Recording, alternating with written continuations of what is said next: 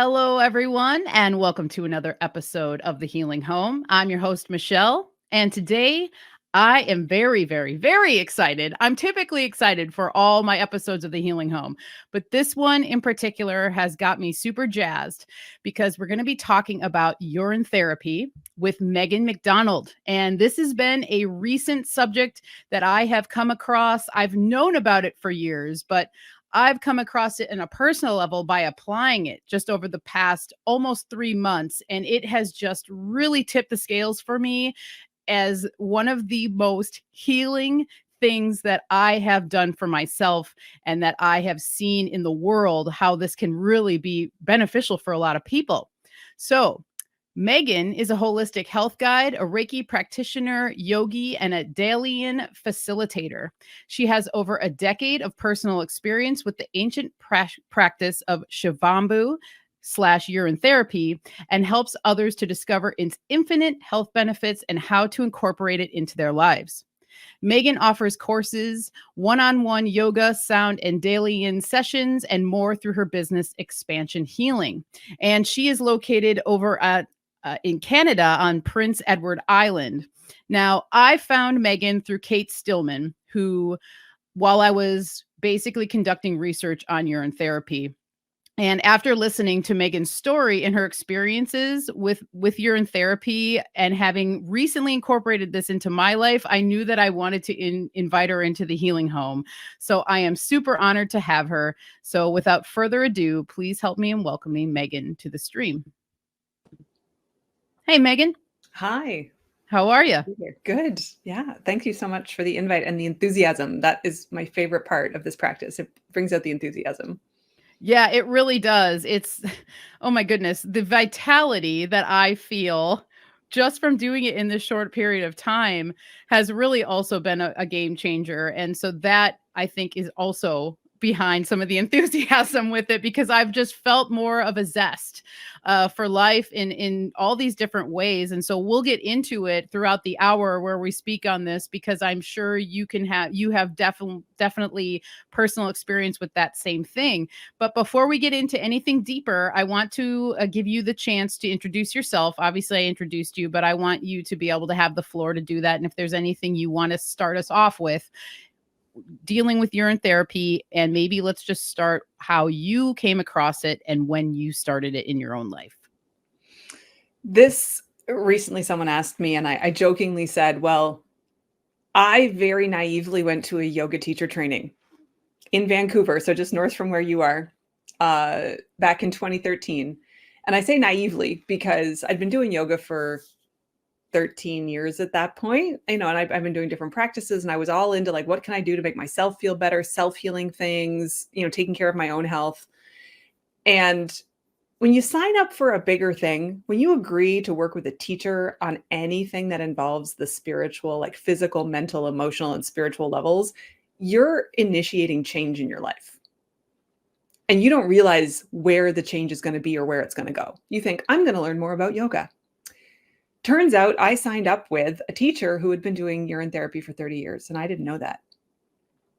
I wasn't from Vancouver. I didn't know this teacher. I did check her out. I asked a few friends who lived there. I'm like, do you know? And they're like, yeah, she's a really solid hatha yoga teacher, like, very intense, but a really solid teacher. I'm like, okay.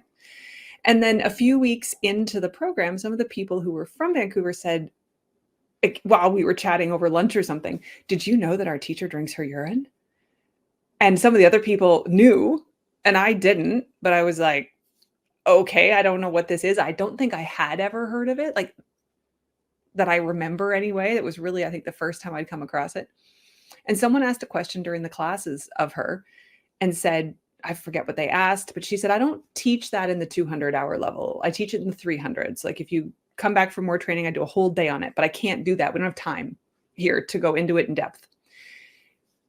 And they asked a few more questions, like, don't you smell? And she said, well, do I smell? Like really basic things. And she didn't smell. And at that point, she was 52 years old and she looked amazing. Like her vitality was just radiating off of her. Now, she also had been doing yoga for 30 years and meditating for 30 years. And it wasn't just that the urine was the only thing she'd been doing, but she credited it with a huge amount of her health and how she looked, and her skin was beautiful and her hair was beautiful.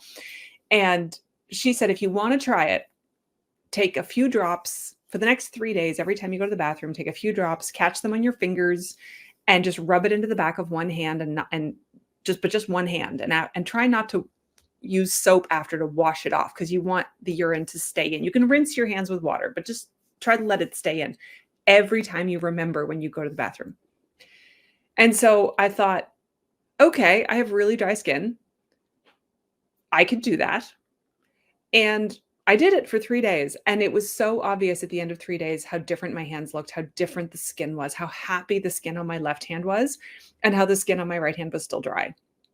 And so then I just started rubbing it on my hands. It wasn't hard to rub it on your hands, because obviously, as humans, I mean, if you've changed a baby's diaper, if you've cleaned up throw up, if you've, worked out, done anything with your car where there's oils and chemicals everywhere, and we use our hands, then we just wash them. So we all have that mindset of, I can clean my hands. It's not forever. I haven't damaged myself by touching a weird thing. And so doing this with my hands was fairly intuitive, and it immediately worked. And I had carted moisturizer around with me since I was a young teenager. And as I had gotten older and learned more, I started getting more healthy, like the more organic, the more bioavailable, the more sustainably sourced, the more whatever. So I was buying nicer and nicer creams for my skin, very sensitive skin. But all of a sudden, I didn't need them. And I'd had them in my bag, in my backpack, next to the bed, in the bathroom, in every coat pocket. Like it was like granola bars and moisturizer were with me everywhere I went. And that was such a game changer. And of course, within a few weeks of that, or maybe even it was a week, I don't know, it was while I was still doing the yoga teacher training, then it was like, well, my face is dry. So if it works for my hands, why wouldn't it work for my face? And you need so little of it, a few drops on my hands, and then just rub my face and on I go. But the other part that for me now really stands out is in that same period. And I've checked the dates, but I was in Vancouver doing this training. At the same time, I had a real spiritual sort of crisis. Like I had a physical crisis. My body got really sore. I could do yoga all day, but then I couldn't sleep at night because my body was keeping me awake. And I ended up going to see a healer in Vancouver that my friend recommended. And she specifically, working with her for one session, got rid of the pain that I was dealing with. And that thing I worked on never came back. And that was Dalian. So that was part of the intro you mentioned. I'm a Dalian method facilitator. And that's another self-healing method. And I help people learn how to do it. But the point I'm making is that I naively went into yoga teacher training. I ended up meeting the two biggest teachers of my life in terms of urine therapy and Dalian, or the Dalian method. So for me, they are intrinsically linked. And they have been the biggest keys for me to unlocking what I need on the journey of who am I, why am I here, what am I supposed to do? Beautiful. Man, I love that story. I'm so glad to hear it again here, like face to face with you, because man, that it's incredible. And this is a testament to just that age old saying too, of when the student is ready, the teacher appears. And you had boom, boom, boom. It was just like one after another. And that's typically how things like that happen. And it usually happens quickly. And because if you're being shown these things through teachers, that means, in my opinion, the universe, God, goddess, whomever you want to say, is like, no, they're ready. So I can give it to them right now. And it's going to come through fast because they're ready. And I feel like that's what urine therapy kind of feels like too. You have to be at a certain level with yourself, I think, in order to even take that step to catch it in your hand and rub it on your body. That is a next level thing. And it doesn't mean anyone's better or worse than someone else. It's just that I think something in your mind, your heart, and your soul is just ready to accept that and know that it is all within. Like, our abilities to heal come from within. And that's been one of my biggest conclusions with it too, because now every time I consume my urine, and my fiance and I have been talking about this, I feel like I feel more like myself when I do it. And that has been something that's been really incredible. And just feeling like, wow, I'm consuming everything about me, the good, the bad, the beautiful and the ugly, the shadow, the this, the that, the memories. It's all in there. And I feel like the more we do it, it's just like you're healing every time you do it, just like homeopathy, kind of healing like with like. And that to me has been pretty incredible. So I kind of just want to start there with what are some of the emotional healings that you've gone through with urine therapy, because I do think that there's a lot of physical stuff that happens, but I think that on an emotional level as well, it's been really profound for me. So I'd love to hear that side of things for you. Well, you just said some of the key things that a huge number of people who start with this practice, and we've used the word urine and Shivambu so far. People will also say Orin, which is a slightly different word. Like in some other languages, it's instead of urine, it's orina. And so Orin, like you get the connection, but it's urine has a bad sound in English. Like it's not a word that sounds really great either. Some people say plasma because urine is your filtered blood plasma. So it is your plasma. That is what you're working with. But Shivambu, the word, comes from Sanskrit, and it was applied to urine therapy in the Dhamma Tantra, or to urine in the Dhamma Tantra, which has been dated at about 5,000 years old. And now we don't have an exact date on that, and maybe it could be debated, but it's an old document. And in there, it's Lord Shiva, who's one of the three main gods of the creator, sustainer, destroyer, and Shiva is the destroyer in that trifecta of gods. And Parvati comes to Shiva and in the Dhamma Tantra and says, "Shiva, why is your skin so beautiful? Why do you look so, why are you so youthful? Why do you have so much energy?" Whatever, but like all the good things. And Shiva goes, "Shh, don't tell anybody, but I drink my pee." And so 5,000 years ago, there was still the sense of this isn't for everyone. Not everyone is ready. This is sacred information, and this is part of your path to enlightenment. This is part of your spiritual journey. And the Shiva as a god is associated with many things. I already said the destroyer. Well, urine destroys illness in the body. It pulls out that which is not us. It pulls out dis-ease. So there's a destruction element. But Shiva is also the god of awareness.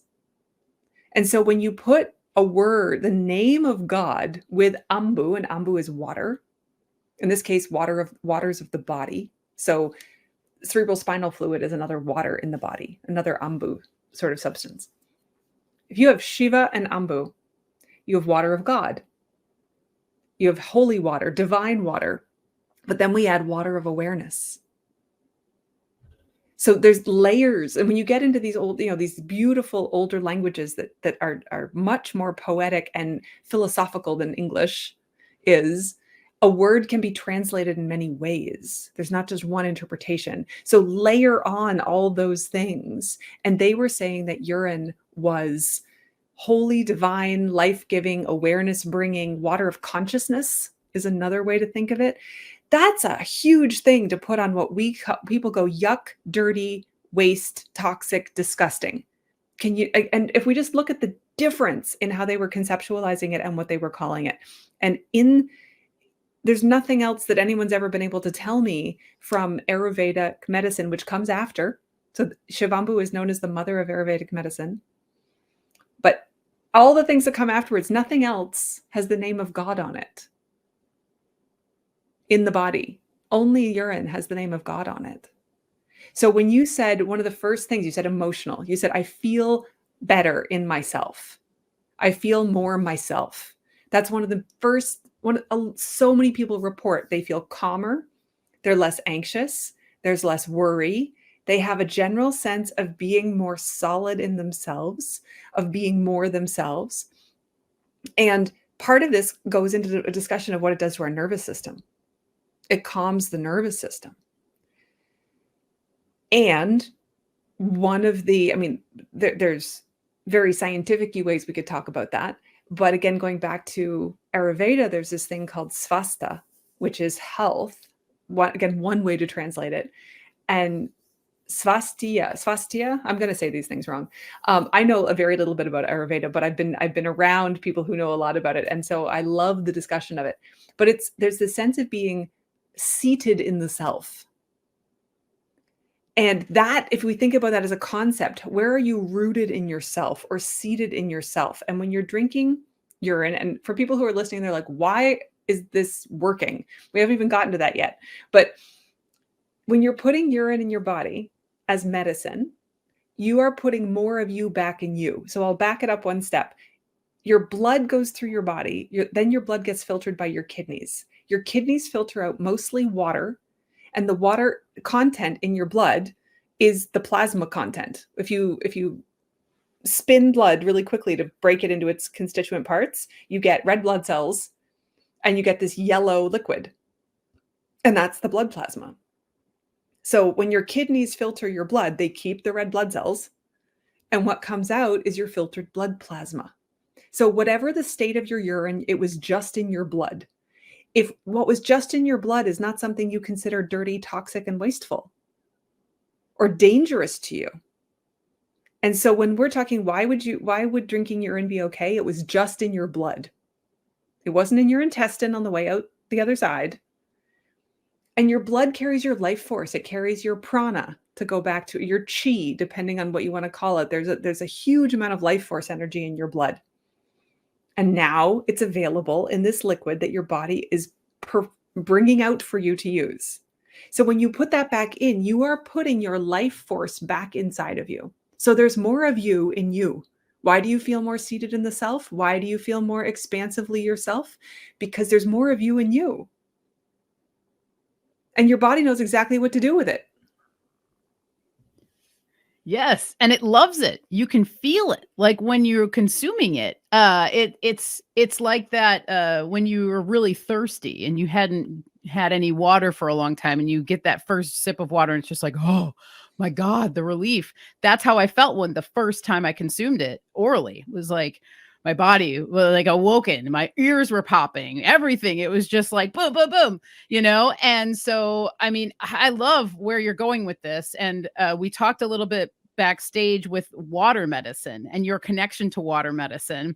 And it's so clear to me the way you speak of this, that you have such a solid understanding about it. So I just want to honor you for that. And just it's incredible to be talking with you right now, because of that. I'm really wanting to learn more and go deeper in this. And in hearing this backstory about it is really wonderful.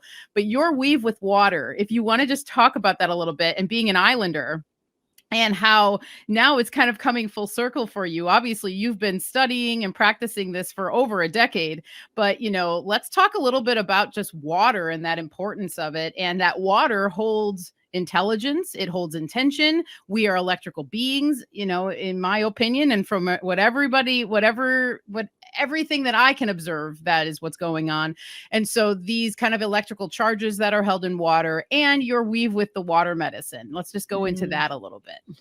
So we talked a little bit just about that in my family. There's a little bit of a tradition unknowingly that we've lived on a lot of islands. So the Macdonald part of my lineage was from the Isle of Skye in Scotland back in the 1800s, and then ended up in Prince Edward Island, and then went to Manhattan. And my brother lived on Montreal Island, and now he lives in Vancouver Island. And I lived in England, which is an island.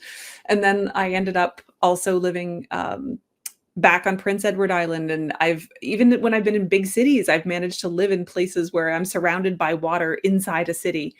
And this has been a real theme in my life around being close to water, very comfortable with water. If I'm in the middle of a continent, I feel blocked. I feel like I'm stuck. It's like I can't get to the water. Whereas if I'm on a tiny little island, I feel free. It's like the water's all around me. I can go anywhere. And I understand if you grow up in the middle of a continent, you feel the opposite. So that totally makes sense to me. But for me, that's definitely how it's come through. And in my study of understanding why we're drawn to certain things, and that there's different types of medicines, and there's different types of knowledge or medicine that we carry. And in the indigenous cultures that I have been around, where I live, it's the Mi'kmaq people on Prince Edward Island. Where I live is called Ebikwit, which is it's a way of saying like cradled on the waves or held in the water is the name of this island in Mi'kmaq. And I've also had friends and had received some teachings from people from different Indigenous cultures across Canada, from other countries too. But some of the words that they use are talking about people who carry certain medicines. That person carries eagle medicine, or that person carries forest medicine. I mean, there's different medicines that people carry. And I realized, or if they carry fire medicine, whatever it is. And I realized that, or knowledge, they're knowledge keepers of different things. And I suddenly, over the past few years, I was like, oh, I'm carrying water medicine. And part of my sense of that is that there are things that I know that I don't know how I know them.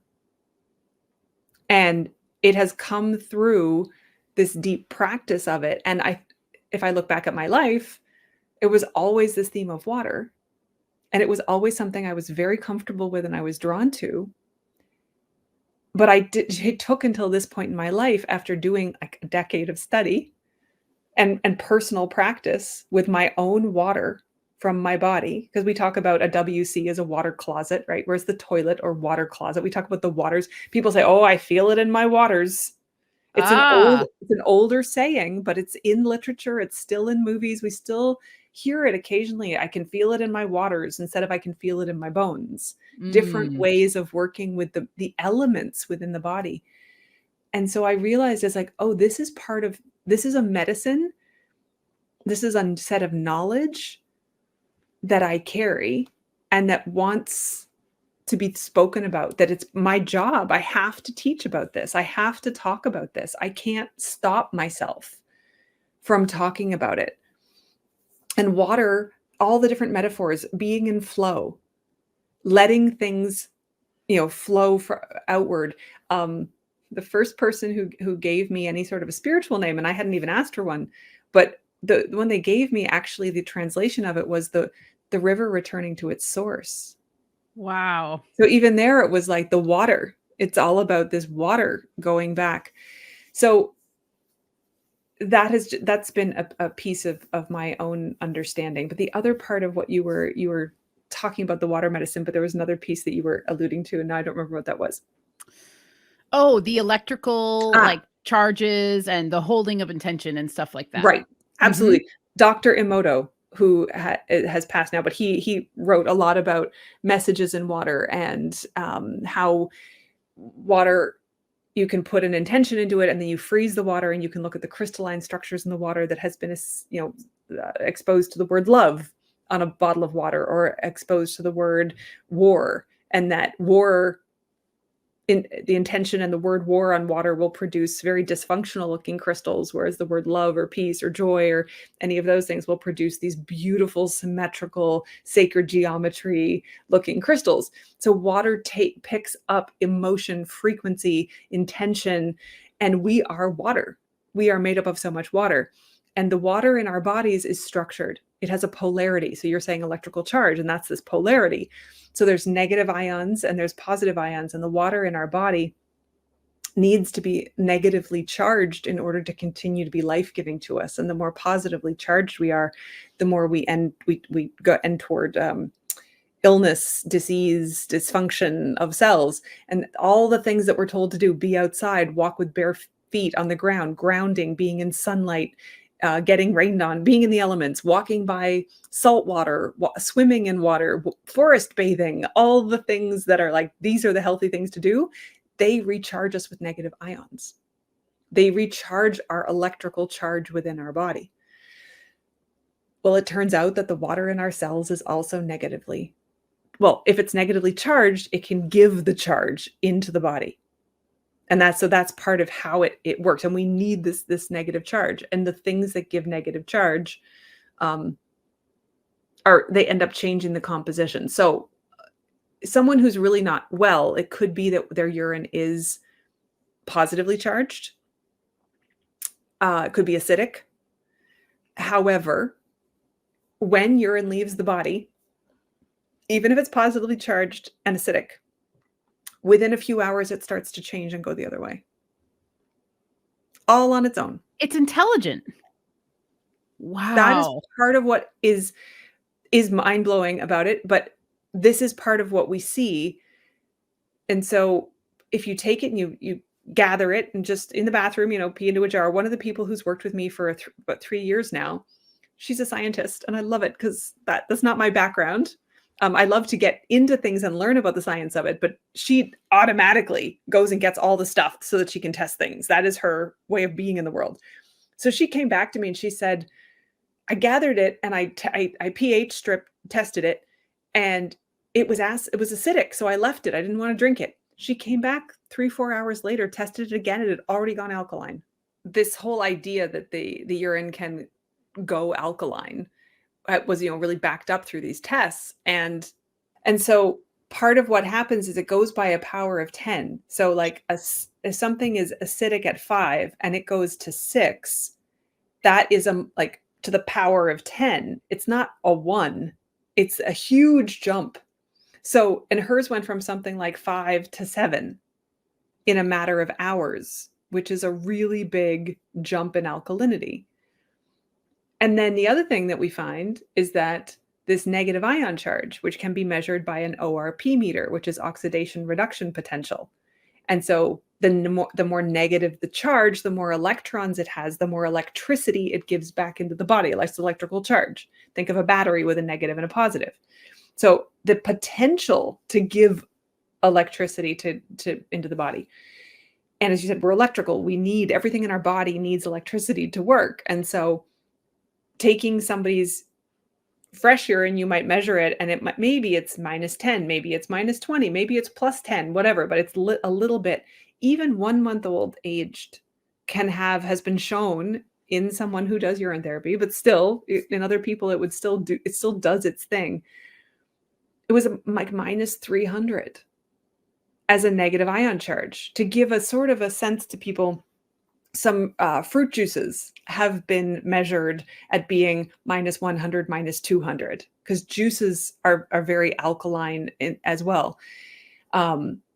Not all of them, they're different, but like that's sort of a charge. Molecular hydrogen is a -400 charge. Molecular hydrogen, though, is something a lot of like people who do a lot of weights or bodybuilding might take molecular hydrogen because it floods them with electricity right before they go work out. So they feel invincible. They can do all this stuff. It's very hard to get anything that we can eat that is that negatively charged.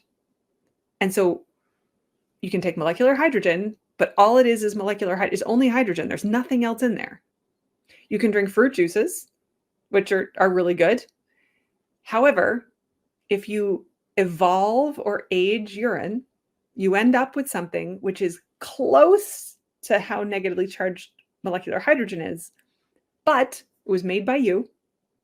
It has your stem cells. We haven't talked about stem cells. And the stem cells have now been proven to multiply again exponentially when they're left alone in a jar.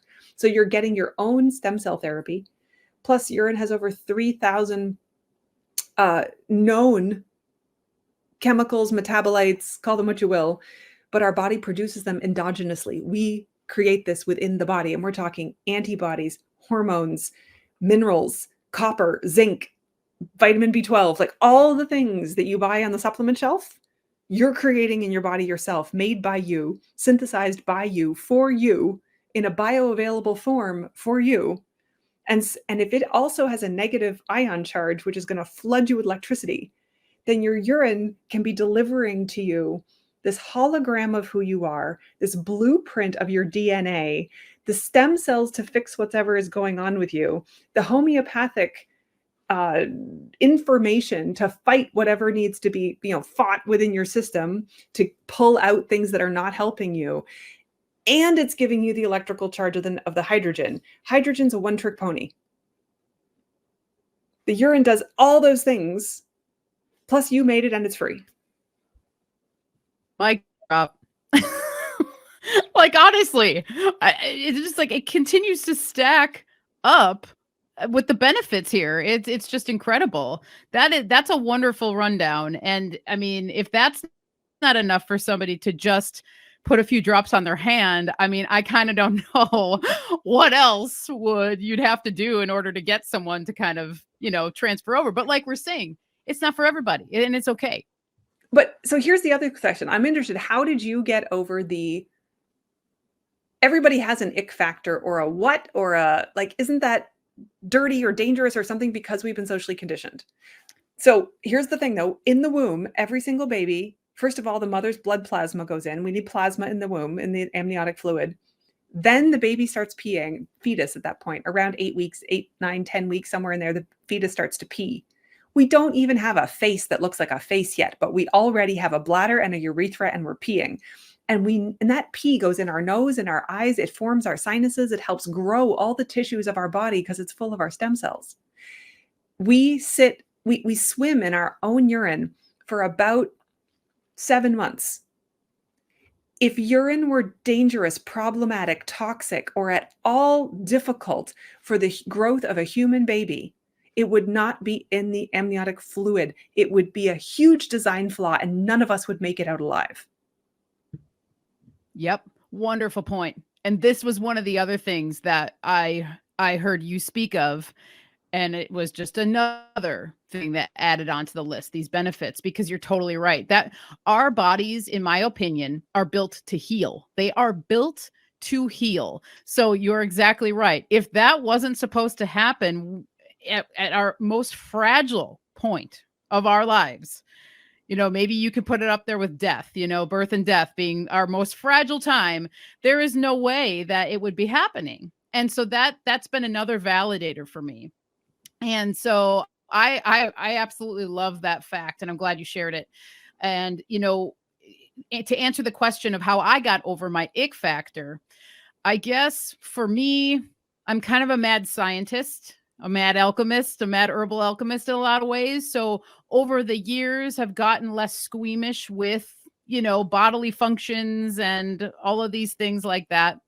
But for me, it was literally kind of just knowing that this is going to help me and be beneficial, which in turn is going to allow me to help others and help the world, kind of essentially.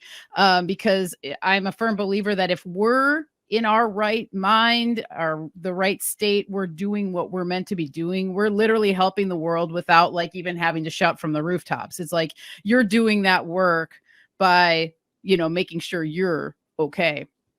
And so that was one of the biggest things for me, because the first time I drank it, admittedly, yeah, I definitely was gagging and I did not like it. It was hard for me to do. But I've totally, it's been a flip in my mindset of how I look at it. And it's more about looking at that positive side of it, and having seen all these positive benefits in just a short amount of time is such a huge motivator. It's just like for anyone, and I can speak for myself, if you've ever gone through like a weight loss journey and it's like the hardest thing to start, the first month or whatever, you're like, why am I doing this? I'm not even noticing anything. And then all of a sudden you start dropping weight. And then you're like, okay, I'm going to keep doing this because it's working. And that to me has been one of the motivators. And typically that works for a lot of people. If they start to see results, they're going to want to keep doing it. So that's been the biggest thing for me in general. And then remembering that it does come from me, that I am producing it, so that, as long as I am in line with what I believe and I'm being conscious of what I'm putting into my body, which I think is a big area that I would like to talk to you about as well, because a lot of people get kind of right away. And this was my first initial hit on it when I first heard about it, was like, yeah, well, what if you're not a healthy person? What if you're shoveling garbage in your face and you're drinking a bunch of crap and you never care about yourself? Is your urine going to be okay? Luckily, I haven't been in that place, since I was like a teenager, of like not really caring about what I put in my body. But you know where I'm getting, that's usually a lot of people's first argument is, well, you better be like the cleanest ever in order to do this, which I would agree. You want to be conscious of this stuff, but is that totally 100% true? Could someone who hasn't been paying attention to those things as much still consume their urine and not be worried about something coming through that's going to harm them? So 2 things.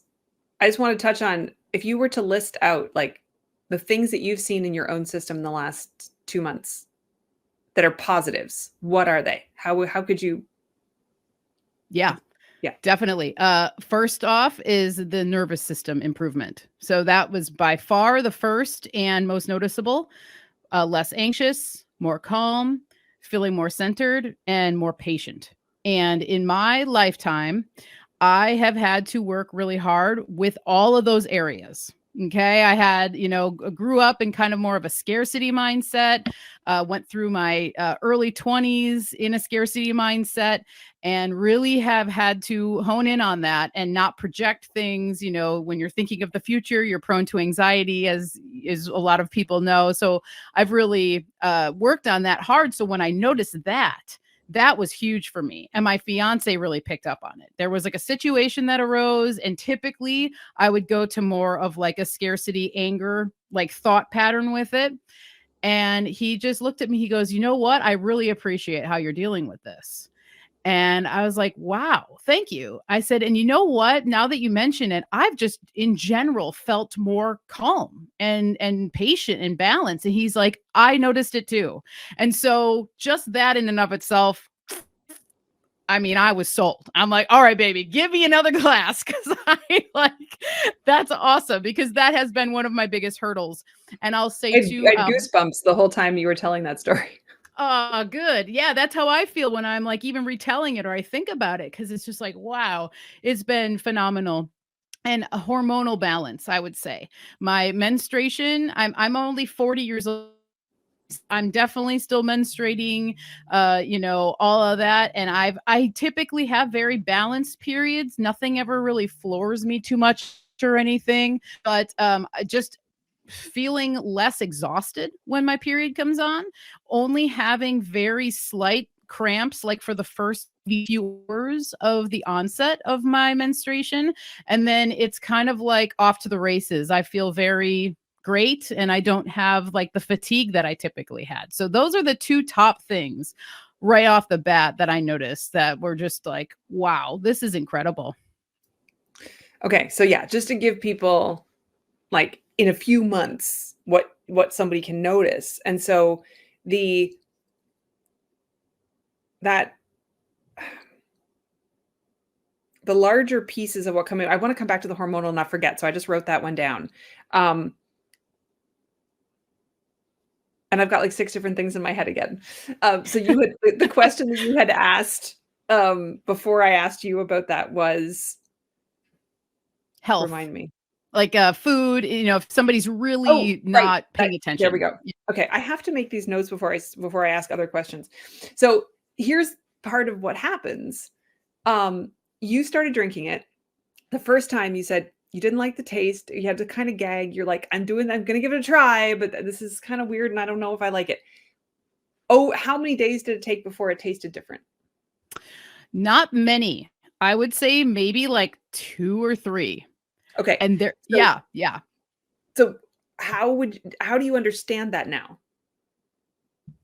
I understand it as I think it's like an acceptance, something or Mhm. other, because in hindsight, it's like the flavor probably hasn't changed at all almost. I mean, it fluctuates. As somebody that now is experimenting with this, yes, you can taste what you've eaten. If I can tell when I just am like, nope, coconut water, fruit, more light things, or if I had something a little more salty, like I've noticed like soy sauce and like umami flavors really come through. So now I'm just like, I'm even more aware than I was before of what I'm putting into my body, because I know that it transfers over. So I'll like ask myself, well, how do I want my urine to taste in the morning? then I adjust from there. So right there, you've given exactly the perfect response because if someone goes, I shouldn't do this till I clean up my diet. If you start drinking your own Shivambu, you are going to clean up your diet automatically because you're going to taste what you were eating and you're going to decide how you want it to taste. It is Bingo. the fastest. You can struggle for weeks or months or years going, I should clean up my diet. I should clean up my diet. You start drinking your Shivambu and you will clean up your diet with much less struggle. It gets people off of addictions that they've had for years. And this is people just saying, I'm addicted to.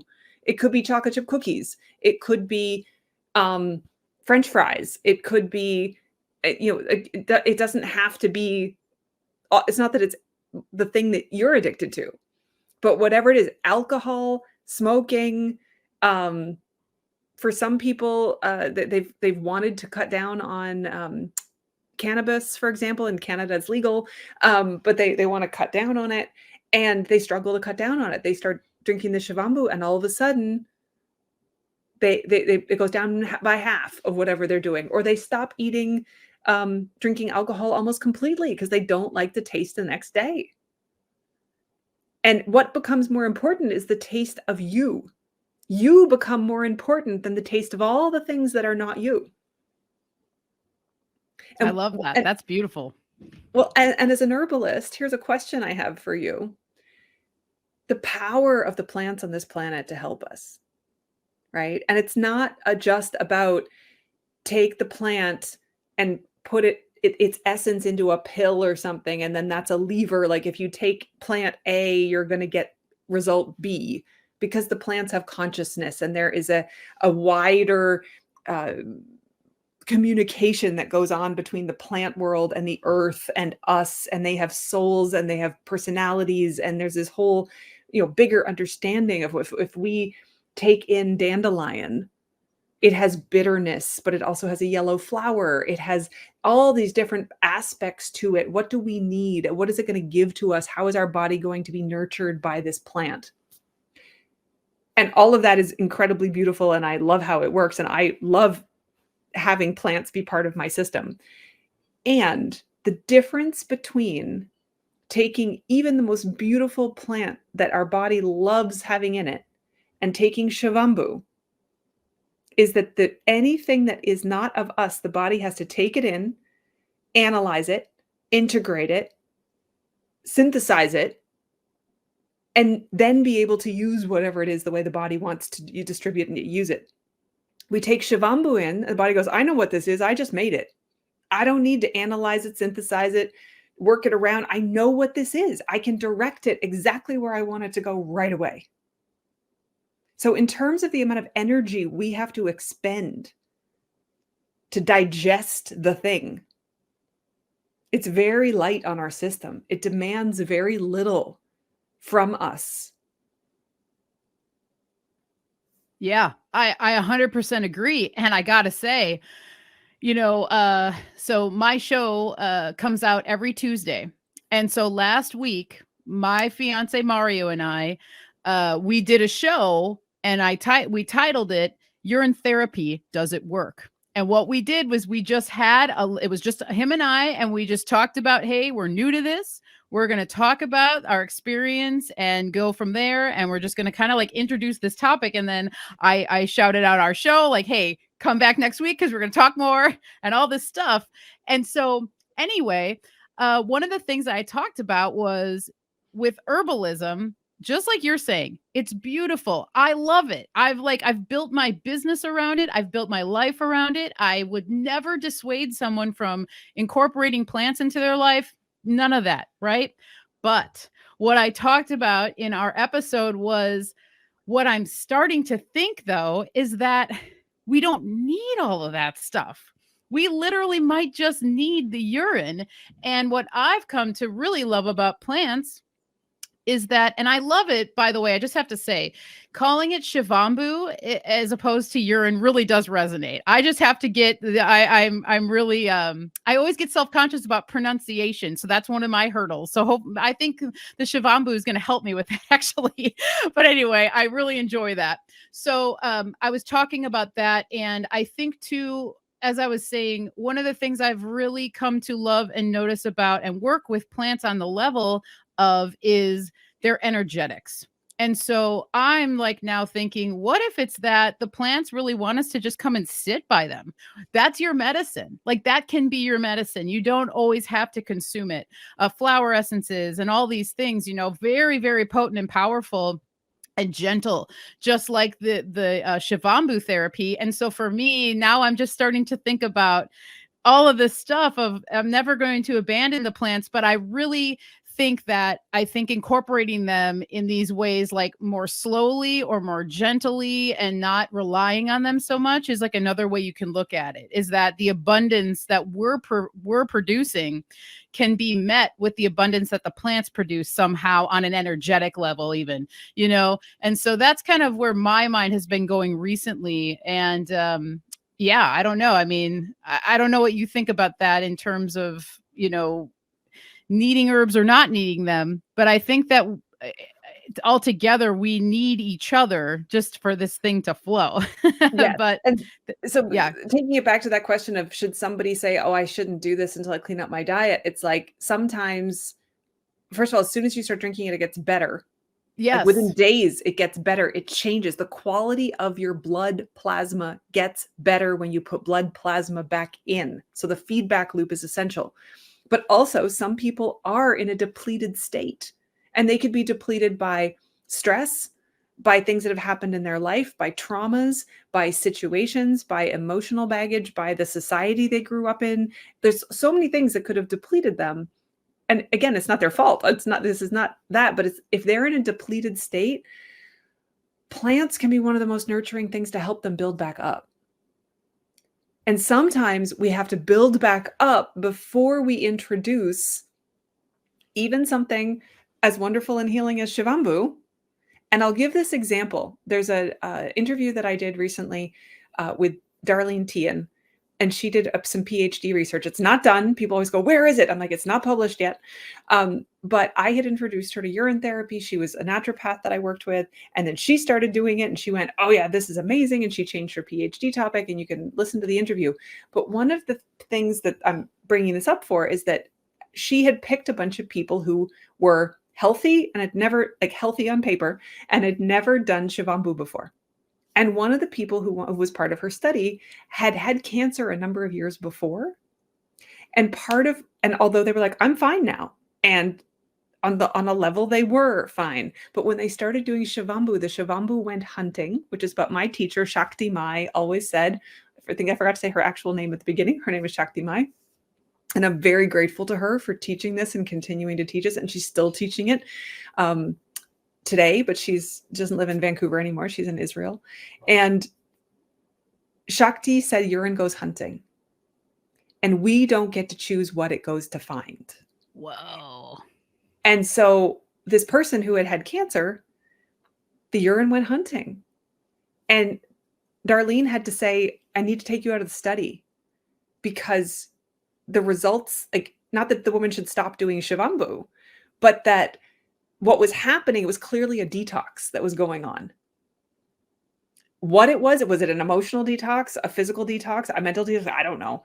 But there was a detox going on that was unanticipated.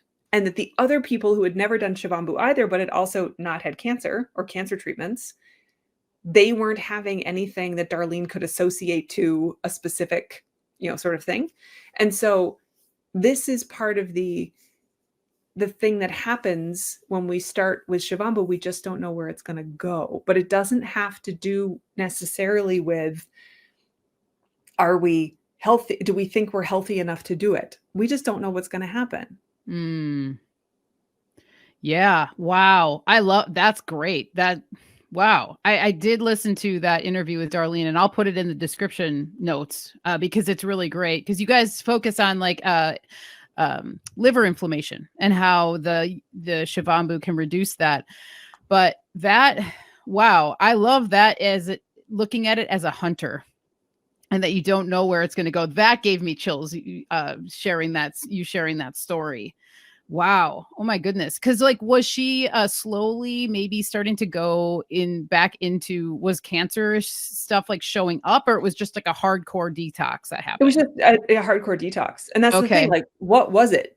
Right. Who knows? But because then, I mean, Darlene made the association of going, this person had cancer earlier. Like that was Darlene's association. I don't know the person. I have no idea what was going on, but I've seen in my own life, and I see it in the people who do my courses or who do coaching with me, or who come to me, and they say often, for example, I've been working with Shivambu for 6 months, 8 months, 9 months, a year. And they'll say, last week I didn't change what I was eating. I didn't change my exercise. I didn't change my sleep pattern, nothing. And all of a sudden my Shivambu is bitter. What's wrong with it? Mm. Nothing's wrong with it. Your body is doing something you don't understand. They want to know what their body's doing. I'm like, I don't know. Did you just have a big emotional release? Is it the anniversary of a big event in your life that you haven't processed, and the Shivambu is actually processing an old emotion for you, and the emotion tastes bitter? Is there an old injury that you had, a physical injury, like you broke your ankle, and the Shivambu just got to some scar tissue, and it is digesting some old scar tissue for you, and you're tasting it as bitter? Wow. Do you need bitter? Do you actually not eat enough bitter in your diet? And the Shivambu is now producing things that are endogenous to the body that it can produce that taste bitter, so that you have bitter on your tongue, so that you end up producing better tissues in your body, because we need to taste all 6 tastes every day to produce good tissue. I don't know. Wow. Whoa, dude, there are so many things I want to talk to you about. I feel like we can talk for hours. Oh my goodness. Cause now, wow. So it's like, this is like one of the greatest mysteries of the universe. It's kind of like stepping into the void, Yeah. which is one of the things that I thought about immediately with Shivambu, because I am an herbalist who follows the wise woman tradition. If you're familiar with that, which is basically the belief too of, it's like the primordial tradition. It's the original way of working with plants. It's looking at, it's viewing our bodies as not, we're not dirty. We're not full of sin. We don't need to be cleansed all the time and this and that, and we shouldn't have this guilt and shame and all that. So it's just a very primordial way of looking at working with plants and working with Mother Nature and stuff. And so Shivambu to me fits right in this. It fits right in, because the wise woman tradition also values highly the healing that goes on when we go within. It's all about the self. It's about tough love that's going to transform you into the better version of yourself, which is what I feel like, you know, Shivambu is doing. And what we're just talking about is that's it's searching something out, and then it throws bitter at you. It's like, wow, crazy. That's so cool. And now that's really going to help me when I do notice the differences, because there was a morning I woke up and I consumed it, and I was like, wow, that tasted like sweet caramel. What the heck was that about? You know what I mean? Like, and it might sound gross to someone who's never really experienced that, but it was like, wow, it was like caramely. It was smooth. It was sweet. It was very pleasant to drink.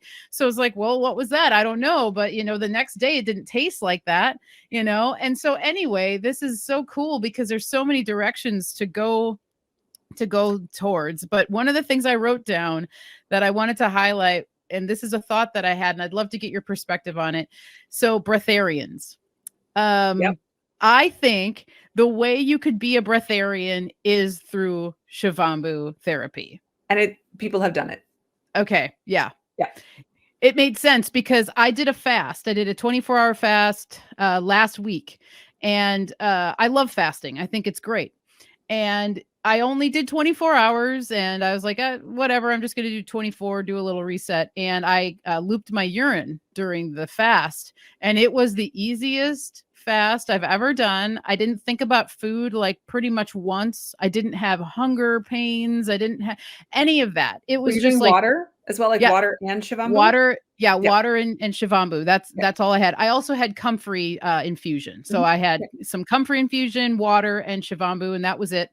And I could have kept going, but I made the choice. I'm like, I'm just doing 24. It's cool. But it was a great experience knowing, oh my goodness, I can see how people can go for 20 days or 10 days or, you know, whatever that might be, whatever they choose to do while consuming the Shivambu and fasting. And so that was a really cool thing. And I wanted to hear what you thought about the breatharian, because I'm always like, how is that possible? How are they doing this? You know, but now that I know about Shivambu, that it makes a little more sense to me.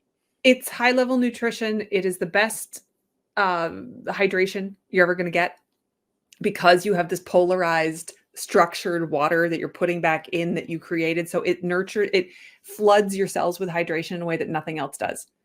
If I have a choice now between Shivambu and water, I'm going to reach for Shivambu every time. Water feels like it's like a half thing. It's like, really? You want me to drink that? I'm thirsty. Give me the real stuff. This isn't going to help.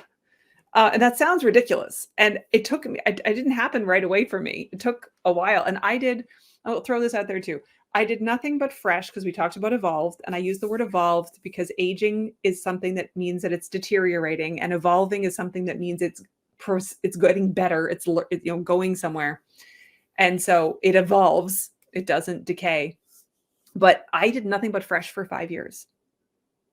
I drank it. I rubbed it in my skin. I put it in my eyes and my nose. I swished in my mouth. I put it on my head. I did foot soaks. I did all these different things with it for 5 years. And then I'd learned about evolved in sort of the year before I started it. And then you have to evolve it for a while before you use it. And I did a month. I looked at all the different stories from all the people, and I went, all right, they're all saying it's the older it is, the better it is, the easier it is. I'm going to go for a month as my minimum before I try it. And then in 2018, I started. And luckily I had some notes somewhere because I never would have remembered exactly when this was, but it was like end of September 2018 when I first tried it. And that also shifted my understanding, because it's like, oh, this substance doesn't decay. What's that all about? So you could say fermenting urine as well. And I'll put this example out there for people. If you ferment food like sauerkraut, kimchi, kombucha, we do this partially as a preservative so that we can eat things all year round in a place where we have winter, right? So it's a way to preserve food. And it's wonderful. And there's all this stuff that grows and that's really good for us, but you have to burp it. You have to do different things to keep it viable. And once it's in a jar, it still has a shelf life. It might be twice as long as everything else, but it will eventually rot. That sauerkraut will not be edible forever, and certainly not for 10 years. When we take a jar, and inside it too, we have to give it salt, you have to give it sugar, you have to give it things to eat to make it do that thing. You take a jar, you catch your fresh Shivambu, you stick it on a shelf, ideally with a cotton, old t-shirts, cotton t-shirt cut out little piece and an elastic band. It could be paper towel, it could be different things, but I find the cotton t-shirt's a great way to go. Stick it on a shelf and leave it alone. And it starts to change. You don't give it any growth medium. You don't give it sugar. You don't give it salt. You don't change it at all. It's by itself. And it starts to filter things out. You get sediment at the bottom. You get a layer on top. Some people use that. And I used it at one point. It's fine to use it. But you can also just take a coffee filter or a tea towel or a nut milk bag and filter that out and put it back in the jar and then leave it alone again. And you will notice over time, it stops filtering stuff out. It gets to a point where it reaches a homeostasis. And people have found jars of urine where they're like, when did I put this in the basement? When did I put this in the cupboard? And some of the estimates have been, it's 6 years old, 8 years old, 10 years old. There is a known bottle of 14-year-old out there that's being used by somebody who works with people who are really, really ill. And he'll use a few drops on people at a time. And the shift in their health is immediate. Wow. And the thing is, these jars that people find that are so old, I have one that's 4.5 years old now. It doesn't rot, mold, or decay, which means it's alive, which means it has a consciousness to it. I mean, I'm not saying it's thinking thoughts it wants to write down, but there's a consciousness because it has an electrical charge. It's alive. It's not dead. And this is a crazy thought. This is a crazy thing to in our world where that's not how things behave. Wow. Incredible. Gosh, I'm glad we got to this point because we're coming towards the end here. And the evolved versus aged, love that switch in the word. And so just to be clear for people who are wanting to age it, and we talked a little bit behind stage of just your opinion on using aged urine and how much of a huge like it's a different game when you're like fresh to aged, right? But before we kind of like do a little disclaimer on that, so do you recommend that it's always like has a piece of cheesecloth over it so it can breathe, or can you lid it and like have a lid on it and store it somewhere? You can do either. The thing Okay. is, if some people live in a teeny tiny apartment with other people and they can't leave jars open, it is going to stink for about 10 days to 2 weeks as the Okay. ammonia off gases. That smell is 10 days to 2 weeks. After that, it evens out. It's the ammonia plus other things. I don't know which things, but there's a number of things which could cause that smell. But once they have worked with the oxygen that they get through the cloth, that smell goes way down. And there's sort of a muskiness left over. The first jars of Evolve that you do will never be the nicest. The first urine you drink will never be the nicest. All of this gets nicer over time. So do not expect the first jar to smell like perfume and roses. But because people talk about that, they talk about how beautiful their aged urine smells, but it's not their Wow. first jar. That's not what smells the best. So there's that piece. If you can leave it open and get past those first 2 weeks, it's a totally different story. It can sit on a shelf in a back closet and no one's going to know it's there. I was okay where I live, and I live with other people, until I got up over 30 jars. And then people said we can smell it. And then I Mm. had to come up with some other ways to work with it. And I have lots of suggestions and I talk about those in my courses, but that's like, I teach this for weeks. Like there's so much information. I can't do for people listening going, why won't she tell us more? It's just, there's too much detail to get out now. But if you have to cap it, you can't screw it up. The urine will still evolve. It will still do its thing. But when you open it, you're going to get a huge aroma coming out of it because it hasn't been working with the air. Now, it will break down quickly. If you can, even if you do have to cap it, even if you can open it for 5 minutes a day, or 5 minutes every second day, or 10 minutes once a week, or something, just to give it some air, even if it's once a week, but just to keep that exchange going, it will be much nicer and smoother, faster, with more access to oxygen. On the other hand, or the air, I didn't just say oxygen. On the other hand, if you just leave a jar open and you forget about it, it will all evaporate. So Mm. you can't totally forget about it either if it's open to the air. Ideally, everyone would have a Shivambu shed in the backyard that was insulated and was just for them and nobody cared. And that is how, everyone should work with this. But that's not going to work at the moment. Not everyone has access to that. I don't have that yet. So you can't really screw it up. Somewhere around 9 months, generally, the thought is it comes to its 0 point, its homeostasis point. But I've had jars come to that earlier. And because if you cap it off and then you try it after a week, if it has reached its sort of mellow point, it's sort of done, it's cooked, it's done, it's gone through its paces, you won't get a huge smell coming off of it the next time you open it. Woo. Because Wow, it's sort of done its thing. That's incredible. That's such great information. I'm so glad to get clarity on that because I've been wondering it, because that's what I hear. You don't really hear too many people talk about the steps, but as you said, in your course, you do. So I want to encourage people to head to your website, expansionhealing.ca, correct? Is that right? Yeah.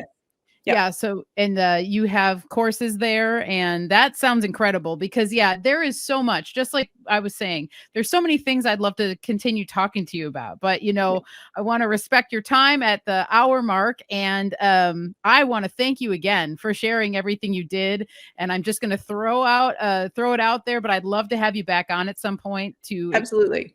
That'd be awesome great. to keep talking about this, and we can also talk about more personal experiences that you've had and stories and things like that, because there's a few things like pharmaceuticals came to mind, and then like EMF and like cell phone towers. That's something else where my mind goes of like, what does that do, and like how does our body filter that? But that we can save for another time. But I would love to give you the floor to allow people to let them know where they can find you. If you have a certain course that you would love to promote with Shivambu, please shout it out. And thanks again for being here. Oh, it's been a pleasure. I teach a course called Personal Alchemy. I do it a few times a year. It's 10 weeks long.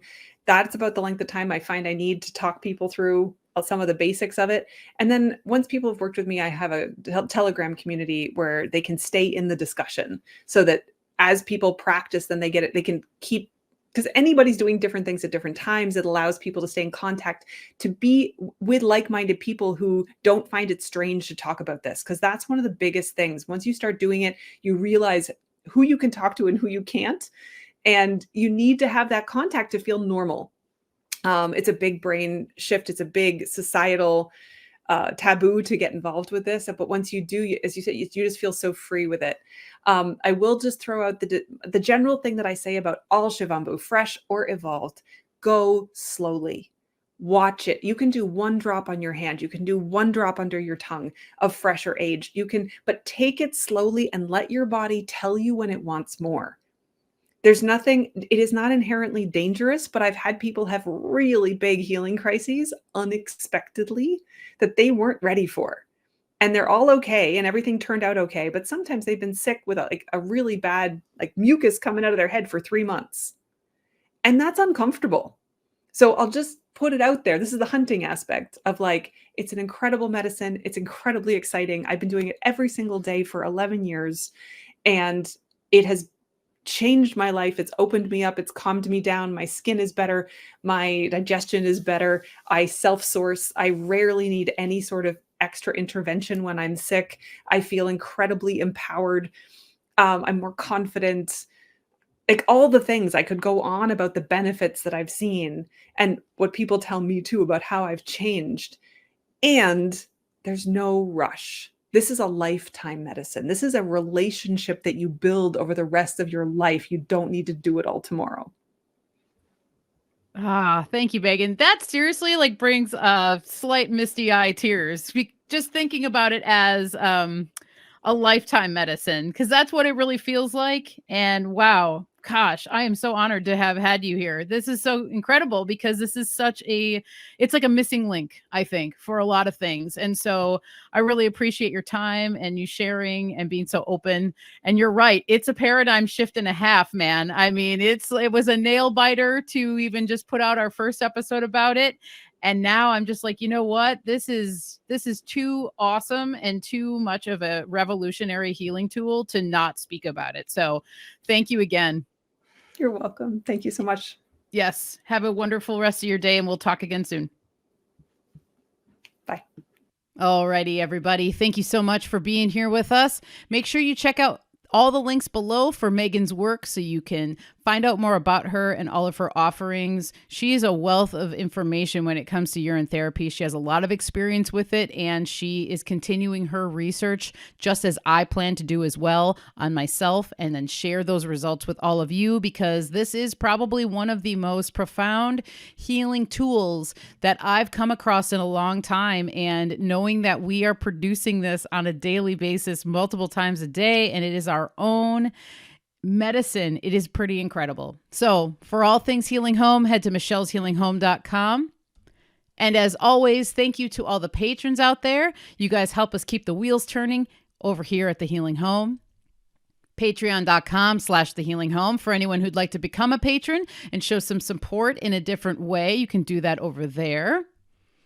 A handbook for herbal and natural cat care is up on my website. It is a downloadable PDF. It is $11, and you can print that out. You can have it on your computer, but you can have it on hand if you are wanting to help your pet, specifically your cat, and bring them the best life possible with herbs and natural cat care. I'm really excited about this, as I've said before, but I share tips about using DMSO safely and MMS as well. So if you're wanting to kind of like take your knowledge about cat care just a little bit further, I highly recommend checking out this PDF, and I'm just really proud of it. So you can find this on my website, on my online store.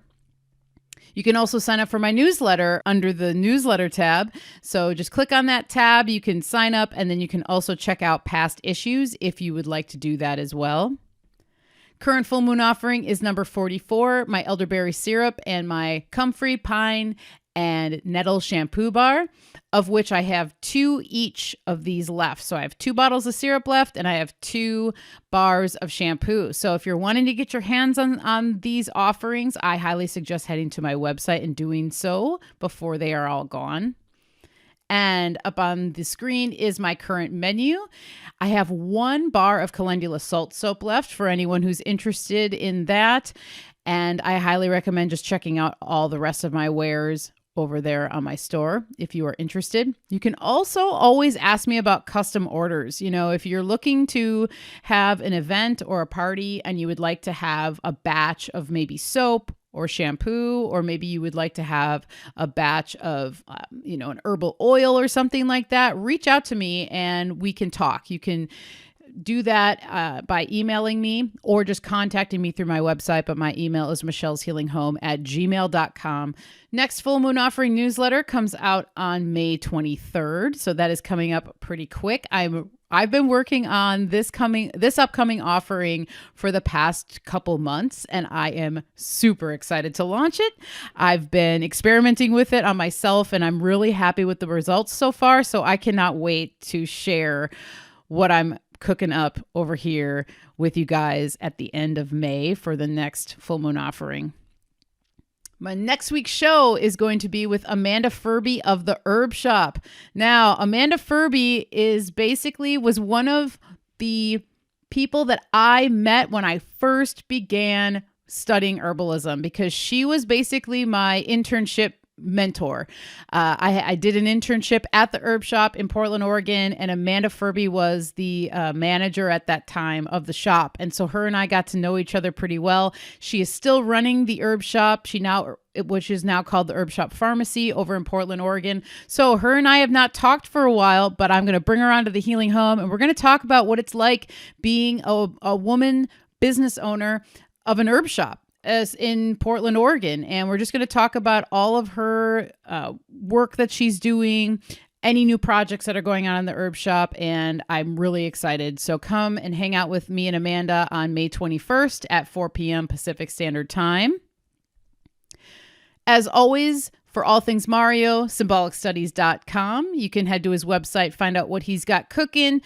Go find him on Twitter. He's really been putting out a lot of information everywhere, but on Twitter, he's really having fun over there. So you can check him out there. He's also on Instagram and YouTube and Rumble as well. But you can find all the links to all of that stuff at symbolicstudies.com.